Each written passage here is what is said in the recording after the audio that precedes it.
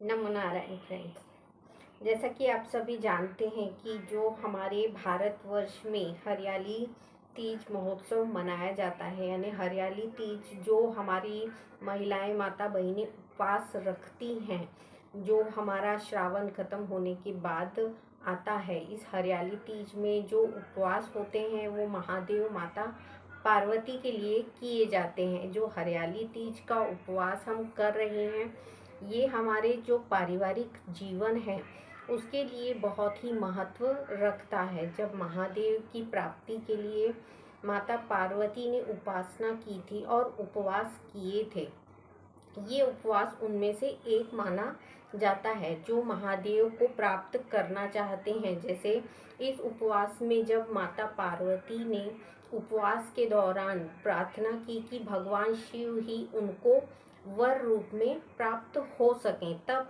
क्या हुआ था, इस उपवास में जब भगवान शिव माता पार्वती से प्रसन्न हो जाते हैं तो वो उन्हें क्या करते हैं, इस वरदान को दे देते हैं कि मैं ही तुम्हारे वर के रूप में तुम्हें प्राप्त होऊंगा। पर इसके उपरांत भी माता पार्वती ने बहुत सी ऐसी परीक्षाएं दी जिसके लिए उन्हें बहुत ही कष्ट प्राप्त हुए। जब महादेव की उपासना हम करते हैं तो देखिए, महादेव और माता पार्वती की उपासना से हमें उनके जीवन में मिले जितने भी उनके कष्ट हैं उनसे कुछ ना कुछ सीखने को हमारी लाइफ में मिलता है। जितने भी उपवास और व्रत महादेव की प्राप्ति के लिए माता पार्वती ने किए थे, तो उनकी लाइफ में जो भी परेशानियां आई, जिनको उन्होंने देखा अपने जीवन में, तो हमारे जीवन से जब हम मैच करते हैं तो ये सारी परेशानियां या दिक्कतें ये हमारे पारिवारिक जीवन में भी देखने को मिलती हैं। बहुत से लोग जो हैं वो उपवास के दौरान, जैसे कुंवारी लड़कियां भी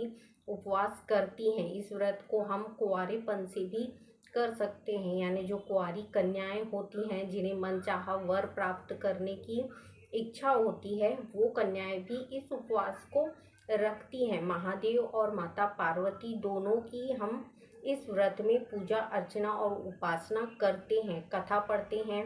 बहुत सारी ऐसी कथाएं हैं जिससे हमें मालूम पड़ता है कि महादेव और माता पार्वती का जो जीवन था वो बहुत ही कष्टप्रद जीवन था।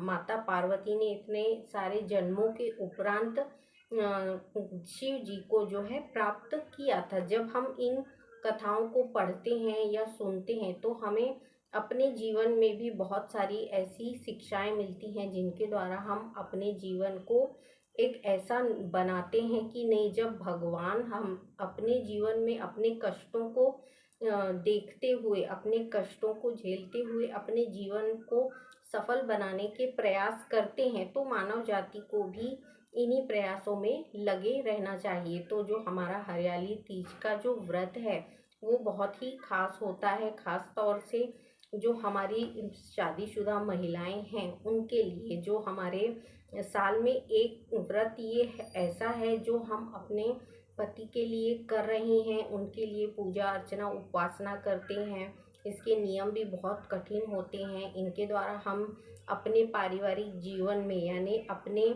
जो हस्बैंड वाइफ के रिलेशन होते हैं, इसमें भी एक बहुत ही पवित्रता आती है कि हम कितने त्याग और बलिदान के साथ अपने फैमिली के लिए, अपने पति के लिए व्रत रख रहे हैं। तो ये व्रत जो होता है पूरे भारतवर्ष में मनाया जाता है और इस व्रत की खासियत यही है कि ये हमारे जितने भी जो रिलेशन है हस्बैंड वाइफ के बीच के रिलेशन को बहुत ही मजबूत करता है। हरियाली तीज में आपको दिन से लेके रात तक उपवास करना होता है। पूजा अर्चना करें, किस प्रकार से करें, माता पार्वती की उपासना शिव के लिए जो प्राप्ति के लिए उन्होंने की थी, पर हम जब करते हैं तो शिव और पार्वती दोनों का मिला के इस व्रत को करते हैं। यानी हम इस व्रत में माता पार्वती और शिव की आराधना करते हैं। उनकी जितनी भी उपासना होती हैं उसमें शिव और माता पार्वती दोनों ही होते हैं। तो ये जो हरियाली तीज का उपवास होता है,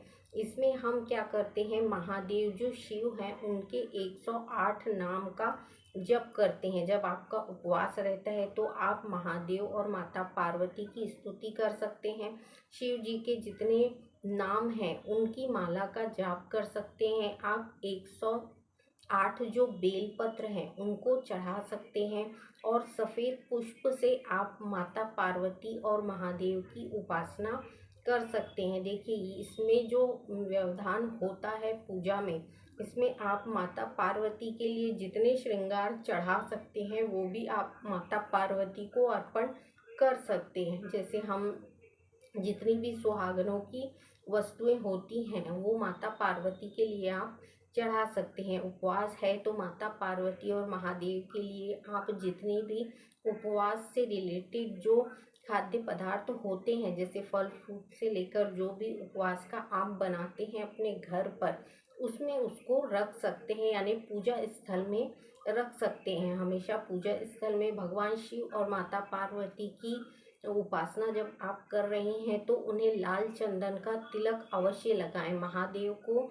लाल चंदन का तिलक लगाते हुए महादेव और माता पार्वती का उपवास रखना चाहिए। और आपको दूर्वा 108 दूर्वा इसमें सम्मिलित करना होती है। देखिए महादेव, माता पार्वती और जब तक आप श्री गणेश की स्थापना इसमें नहीं करते तब तक आपकी पूजा जो है वो अधूरी होती है, क्योंकि सर्वप्रथम जो देवों के देव हैं उनमें सर्वप्रथम स्थान जो है भगवान गणेश का दिया गया है। तो जब भी आप पूजा कर रहे हैं हरियाली तीज की, तो भगवान गणपति के लिए, गणेश भगवान के लिए 108 दूर्वा की जुड़ी आप बना लीजिए, अर्थात उसको धागे से बांध दीजिए और उन्हें अर्पित कर सकते हैं। जितने भी सुहागनों की वस्तुएं हैं वो तो आप चढ़ा सकते हैं, पर दूर्वा और बेलपत्र अवश्य चढ़ाएं। इस पूजा में जो मेन होता है, शिव जी को चढ़ता है, वो है धतूरा। धतूरा यदि आपको मिलता है तो आप धतूरे का जो फल होता है वो भी चढ़ा सकते हैं।